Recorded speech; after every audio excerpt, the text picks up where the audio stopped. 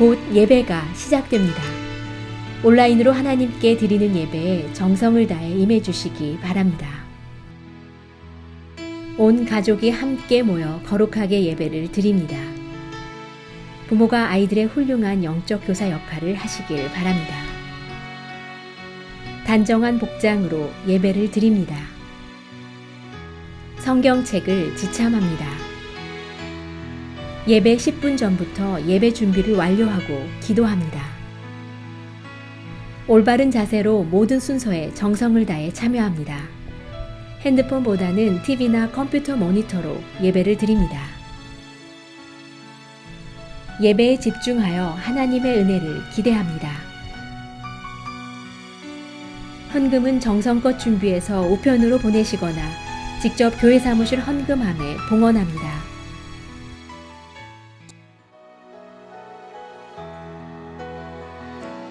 날마다 숨쉬는 순간마다 내 앞에 어려운 일 보내 주님 앞에 이 몸을 맡길 때 슬픔 없네 두려움 없네 주님의 자비로운 손길 항상 좋은 것 주시도다 사랑스레 아픔과 기쁨을 수고와 평화와 안식을 날마다 주님 내 곁에 날마다 주님 내 곁에 계셔 자비로 날 감싸주시네 주님 앞에 이 몸을 맡길 때 힘주시네 위로함 주네 어린 나를 품에 안으시사 항상 평안함 주시도다 내가 살아 숨을 쉬는 동안 살피신 나의 일상으로 다시 한번 고백하며 나가겠습니다. 날마다 숨 쉬는 순간마다 내 앞에 어려운 일 보내 주님 앞에 이 몸을 맡길 때 슬픔 없네 두려움 없네 주님의 그 자비로운 손길 항상 좋은 것 주시도다 사랑스레 아픔과 기쁨을 수고와 평화와 안식을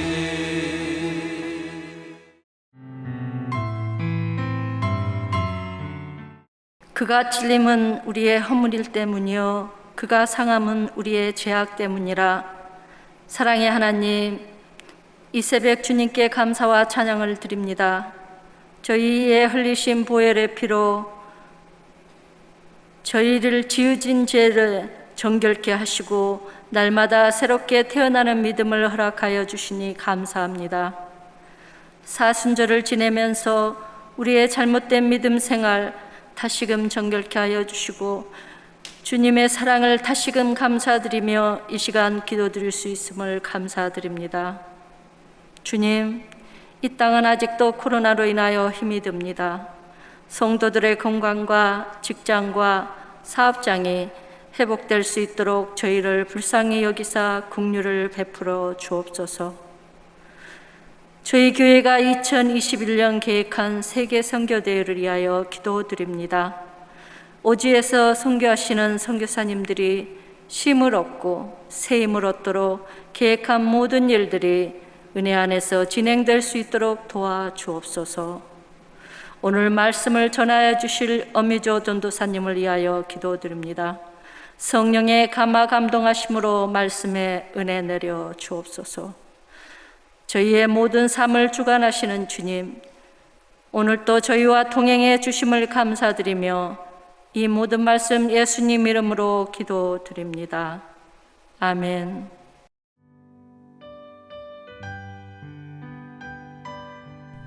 오늘 우리에게 주시는 하나님의 말씀은 마태복음 26장 36절부터 46절입니다. 함께 봉독하시겠습니다.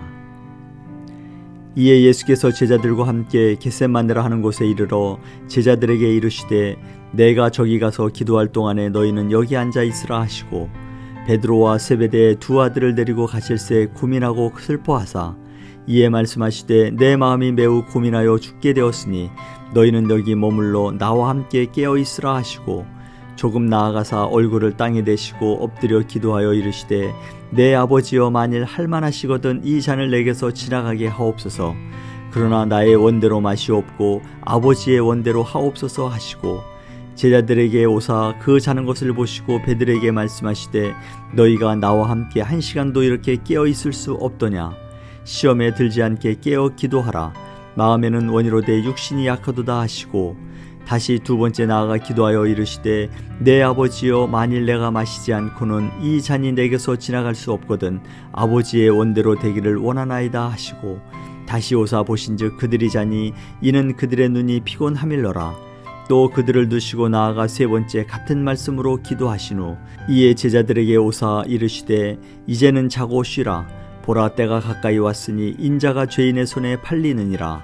일어나라 함께 가자. 보라 나를 파는 자가 가까이 왔느니라. 아멘. 오늘은 마태복음 26장 36절에서 46절의 말씀입니다. 여러분 사순절 시작인 제수요일이 엊그제 같은데 벌써 다음 주간이 고난주간이 됩니다. 오늘 본문을 묵상하면서 깊이 깨닫는 것은 오늘 이 본문의 사건이 없었다면 우리는 어떻게 되었을까를 깊이 생각하게 되었습니다. 인류의 죄를 위해 십자가를 지시하셨던 예수님이 그 고뇌 속에 담긴 인간적인 모습이 그대로 기록되어 있는 이 장면, 이 순간이 건너뛰었다면 그리고 아버지여 만일 할만하시거든 이 잔을 내게서 지나가게 하옵소서라는 간절한 예수님의 기도를 하나님께서 들어주셨다면 우리는 어떻게 되었을까? 저는 오늘 이 대목이 있었다는 사실을 생각하면서 예수님 참 감사합니다. 예수님 참 감사합니다. 라는 고백과 함께 오늘의 제목을 예수님 감사합니다라고 붙여봤습니다. 오늘 말씀은 죽음을 앞둔 예수님의 번민과 고민이 얼마나 컸는가를 잘 드러내고 있을 뿐 아니라 중요한 교훈을 주고 있습니다. 그것은 주님과 함께하는 죽음에 대한 고민은 하나님을 믿지 않는 사람에게는 그런 사람들이 하는 그런 죽음이 아니라는 거죠. 주님과 함께하는 죽음에 대한 고민은 영원히 사는 축복에 대한 것임을 깨닫게 되는 것입니다. 여러분 아무리 추운 겨울이라도 찾아오는 봄 기운을 가로막지는 못하잖아요. 그래서 김남조 시인은 봄 기운을 생명의 부싯돌이라고 했습니다. 생명의 부싯돌. 마찬가지로 예수님의 십자가 사건은 분명 우리 인류에게 생명의 부싯돌이 됨을 믿습니다. 이유는 예수님의 십자가의 죽음은 지옥의 왕 마귀조차도 하나님을 믿는 자들을 지옥에 붙들어 둘 수 없기 때문이죠. 추운 겨울이 찾아오는 봄을 막을 수 없듯이 지옥은 하나님을 믿는 자들에게 생명을 되돌려 줄 수밖에 없는 것입니다. 요나를 삼켰던 물고기가 그를 해변에 토해낼 수밖에 없었던 것처럼 지옥의 마귀가 예수님을 무덤 밖으로 토해내지 않을 수 없었던 것처럼 십자가 사건은 생명의 부싯돌임을 다시 한번 깨닫게 됩니다. 따라서 예수님의 고민과 십자가의 죽음은 불행의 끝이 아니라 행복의 시작임을 우리에게 알려주고 있습니다. 예수님의 죽음에 대한 고민은 새로운 세계와 새롭게 도래할 것에 대한 예고이며 하나님의 승리를 예고하는 복음임을 믿으시기 바랍니다. 오늘 본문에서 십자가를 앞둔 예수님의 모습, 그리고 전혀 준비되지 않는 제자들의 모습을 통해서 나는 지금 어떤 모습으로 주님을 믿고 따르는가, 그리고 나는 지금 어떤 기도를 어떻게 하고 있는가를 한번 점검해 보시기를 간절히 소원합니다.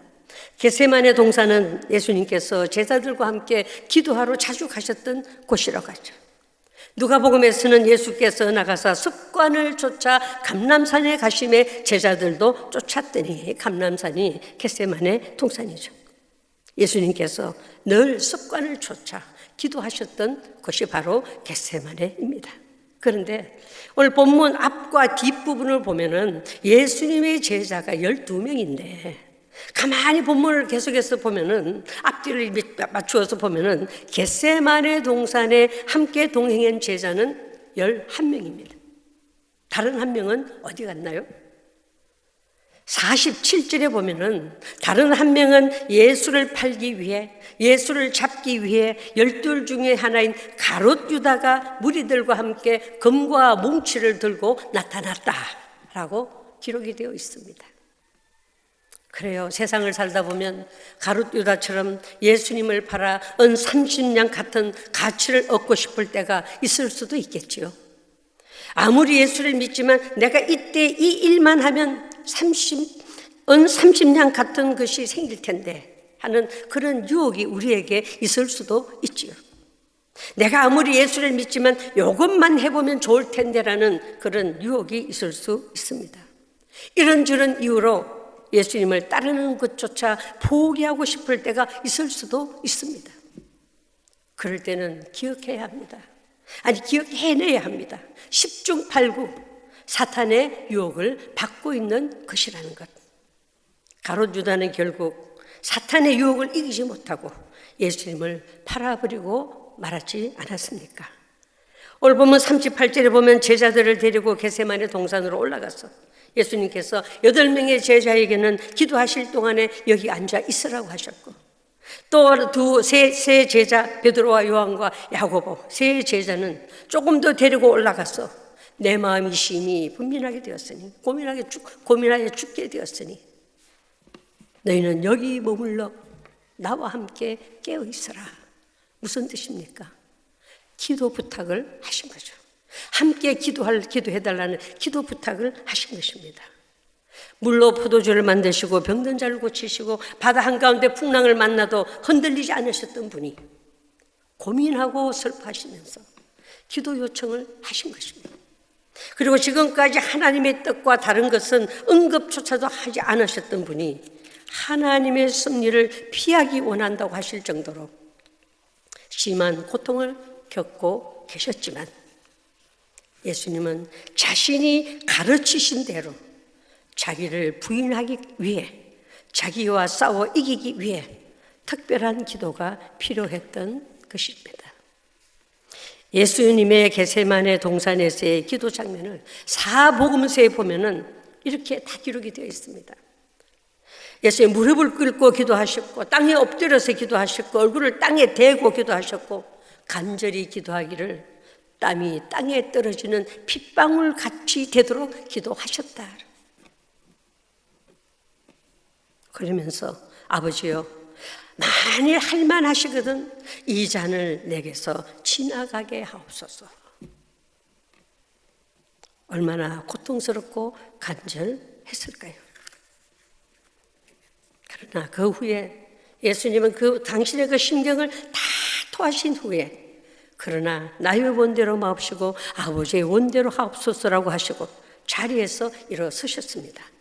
아버지의 뜻에 온전히 순종하시기로 결단을 하신 것이죠.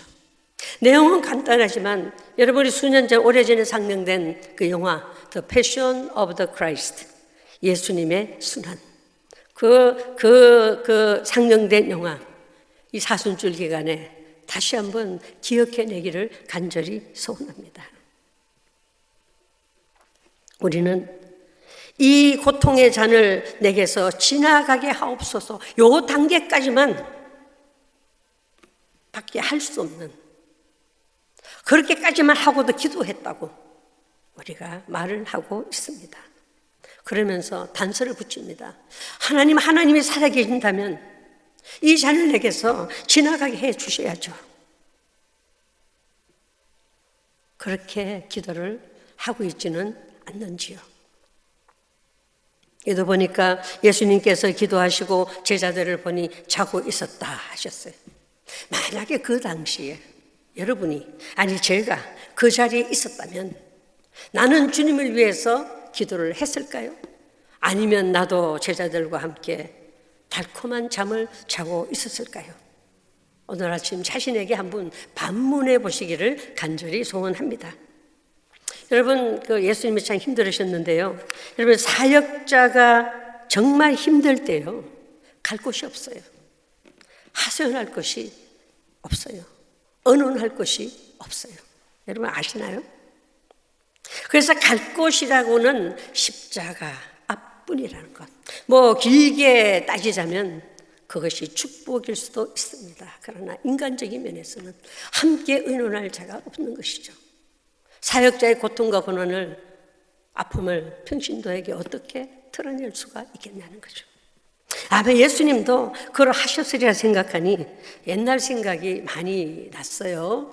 뭐 얘가 될지는 모르지만은 제가 몇 번 이야기 말씀을 드린 것 같아요. 제가 1994년에 전도사로 처음 이제 목회협조위원들의 청구로 이제 또 우리 성도님들의 교인 전체 투표 3분의 2의 허락을 받고 전도사로 시작을 했습니다. 시작을 할 때 6개월의 수련의 기간을 한번 거쳐보고 그리고 우리가 결정을 하자, 이제 이렇게 해서 6개월의 수련의 기간이 그때 있었습니다. 2월부터 2, 3, 4, 5, 6, 7, 7월달까지죠. 그런데 5개월쯤 될 때에 정말 힘들었어요. 왜 내가 힘들었는지 내 자신도 충분히 나를 이해가 되는 그런 이유였어요. 당시에는 학력도 부족했죠. 가정사정도 어렵죠. 여러 가지를 보니까 나 같아도 똑같은 생각을 할 것이라고 생각은 하지만 그래도 평신도 때와는 달리 면전에서 나를 무시하는 사람이 있는가 하면 예전 평신도 때와는 다른 시각으로 보면서 멀리하는 분들도 있었죠. 같은 성도로는 인정하겠지만 사역자로서는 너무 부족하다는 것이었습니다. 당연한 것이죠. 제가 나를 생각해도 당연하고 다른 사람이 그런 환경에서 됐다 하더라도 나도 그렇게 생각하는 것은 당연한데 그럼에도 불구하고 이런 것이 눈에 보이고 나타나는 그 반응을 이겨낼 수가 없었어요. 그래서 내가 나를 너무나 잘 알기에 저는 어느 날 제단 앞에 꿇어 엎드려 울면서 하나님 왜 나를 전도사로 부르셨나요? 부족한 나를 왜 부르셨나요? 나는 이제 더 이상 견딜 수가 없습니다. 이게 5개월째입니다. 이제 견딜 수가 없습니다.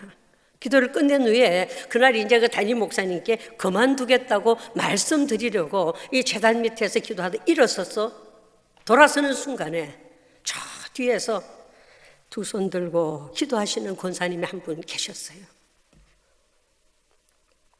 하나님, 그분이 기도하시기를 절대로 크게 소리내서 기도하시는 분은 아닌데 그날은 뒤에서 하는 기도 소리가 일어서서 나가면서 들렸어요. 하나님, 우리 음전도사가 하나님의 학교에 입학을 했습니다. 졸업을 잘하게 해주세요. 잘 통과하게 해주세요. 그렇게 두 손 높이 들고 눈물을 툭 돌리시면서 기도하시더라고요.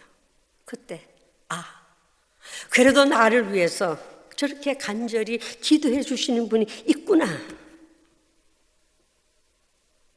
그러면서 거기에 제가 마음이 녹아졌습니다. 그래서 내가 권사님을 끌어안고 얼마나 울었는지 몰라요. 권사님, 내가 잘못 생각했습니다. 권사님, 미안합니다.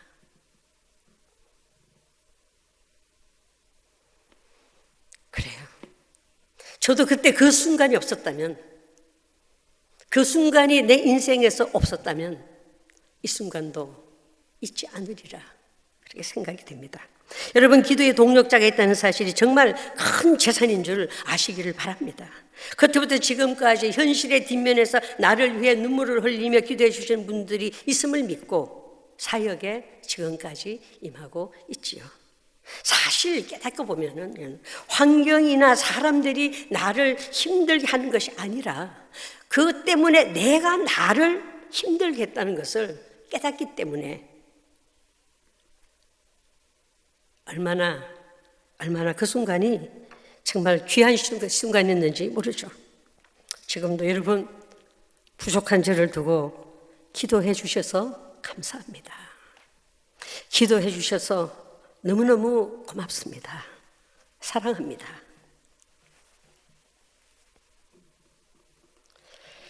예수님께서 제자들을 데리고 겟세마네 동산에 올라가신 것은 죽음에 대한 분민과 고민 때문이었습니다.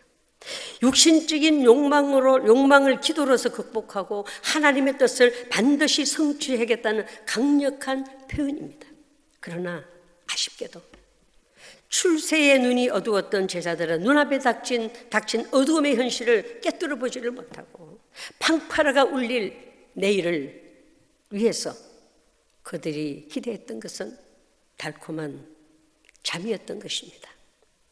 달콤하게 잠을 자고 내일을 맞이하자라는 것이었습니다. 어쩌면 이것이 오늘날 여러분과 나의 현실일지 모릅니다. 마땅히 깨어 기도해야 할 때인 지금, 오늘 아침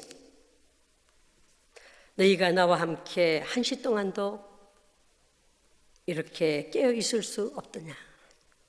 시험에 들지 않게 깨어 있어 기도하라는 주님의 음성이 여러분의 기전에, 여러분의 심령에 강하게 들려지기를 간절히 소원합니다.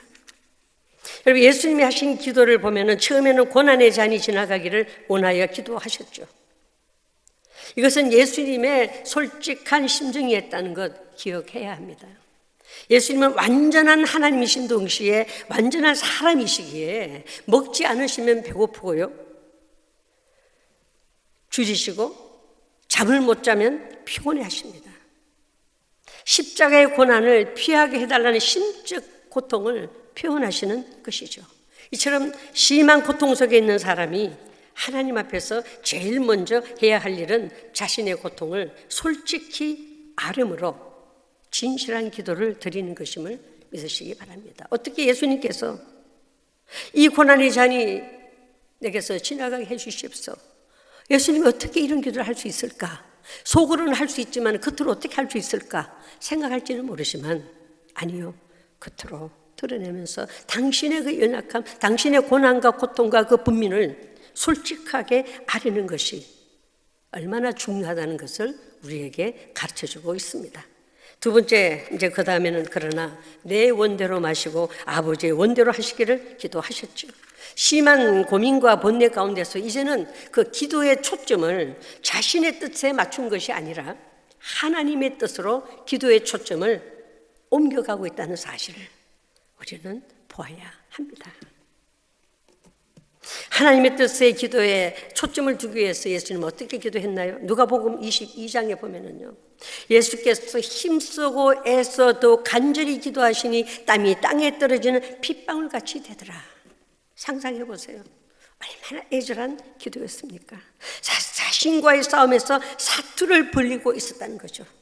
그러나 제자들은 자고 있었습니다.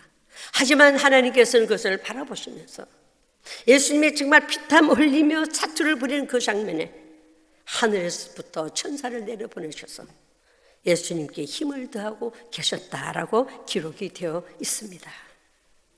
천사가 내려와. 이 광경을 보면은 이스라엘 출애굽 당시 곳곳에서 그런 모습이 나타났잖아요. 블레셋과의 싸움에서도 그랬고, 베드로가 옥에 갇혔을 때도 천사가 끌어내옵니다. 다니엘과 세 친구가 풀무불 가운데서도 하나님의 사자가 함께 하였더니 머리털 하나도 상하지 않았다라고 했습니다. 여러분, 우리가 위기적인 상황에서 힘쓰고 애써 기도하면 천사를 보내셔서 우리를 도와주실 줄 믿으시기 바랍니다.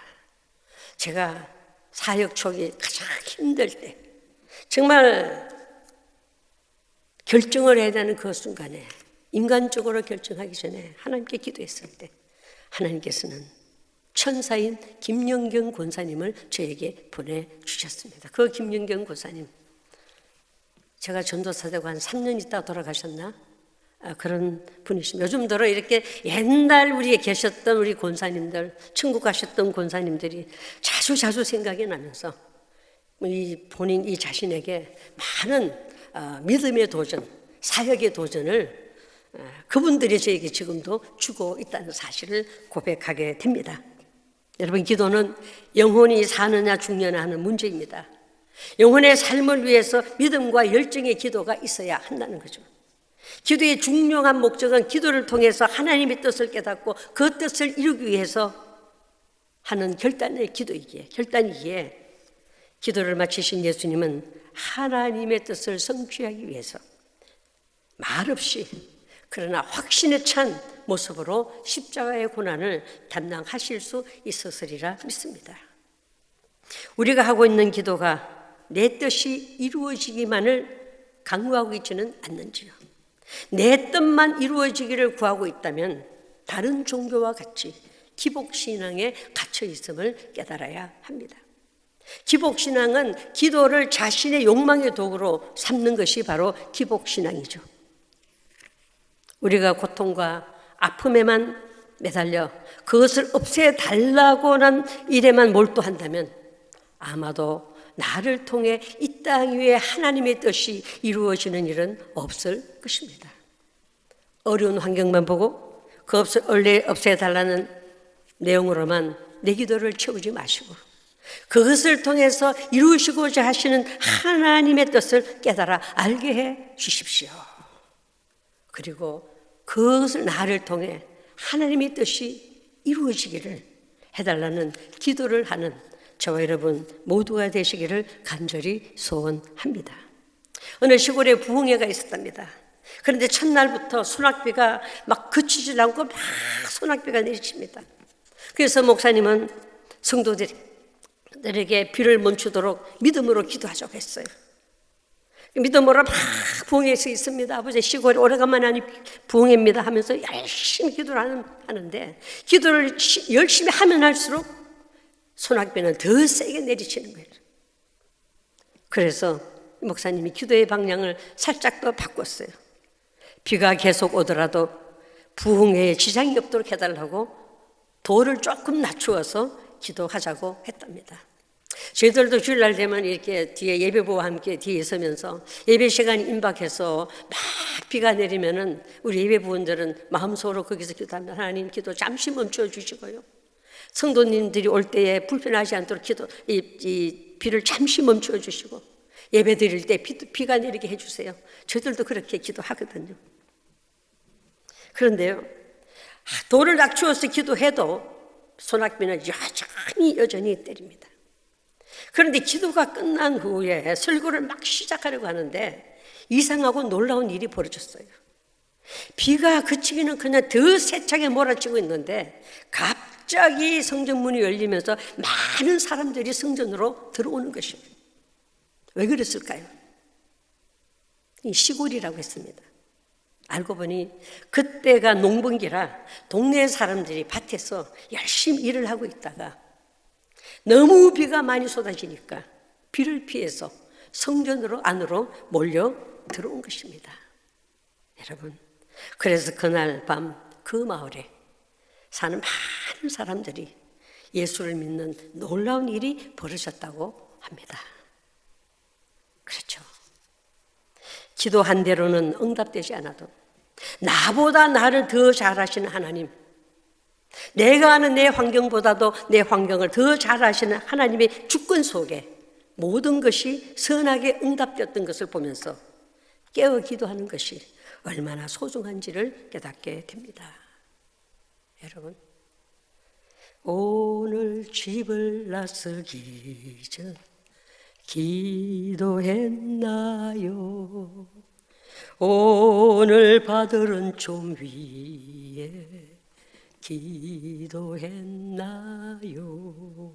오늘 하루 기도로 시작하시기를 바랍니다. 이유는 기도는 우리의 안식 빛으로 인도하리. 어두운 세상 속에서 빛이신 예수님이 오늘도 함께해 주시기 때문입니다. 여러분, 조지 물러는 하나님께 기도하기 전에는 아무것도 시작하지 말라고 했습니다. 그리스도인에게 기도는 모든 일의 시작이 되어야 한다는 거죠. 기도 없이 하는 일이나 선택은 결국 실패로 돌아간다. 하나님께서도 인간의 죄를 대속하기 위해서 우리 예수님을 내세우셔서 또 예수님은 그 십자가를 지시기 전에 밤새도록 기도로 준비하셨던 것입니다. 그런 후 모든 치욕과 조롱 그리고 고통을 이겨내시고 십자가 사역을 이루셨습니다. 아무리 좋은 계획과 잡힐 만한 결과물이 보인다 할지라도 기도하지 않았다면 멈추고 엎드려 주님의 인도하심을 구할 수 있기를 간절히 소원합니다. 저는 오늘 본문을 묵상하면서 오늘 본문에 이 사건이 없었다면 이라는 생각이 들면서 겟세마네 동산에서 주님을 다시 한번 바라보게 되었습니다. 그리고 예수님 감사합니다. 오늘 본문의 이 대목을 이겨내 주심을 감사합니다. 예수님 감사합니다라며 되뇌이면서 이런 고백을 하게 되노요. 갈보리산 올라간 주를 생각할 때에 나의 받는 괴로움을 비교할 수 없으리. 십자가를 지고서 주를 따라갑니다. 함께 이런 고백을 할 수 있기를 간절히 소원합니다.